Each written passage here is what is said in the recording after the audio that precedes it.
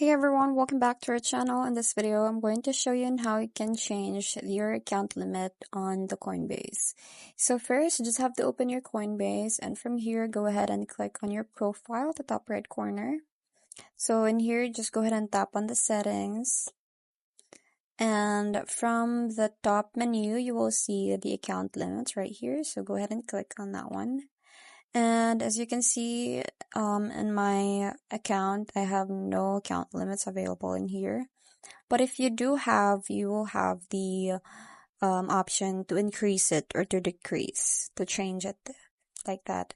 So first you will need to go through with level 1 verification and the level 2 verification. So in here you have to verify your phone number, verify your photo ID, and also verify your personal information. So once you have done that, and you will be having here your account limits, so you'll also have the option to change it.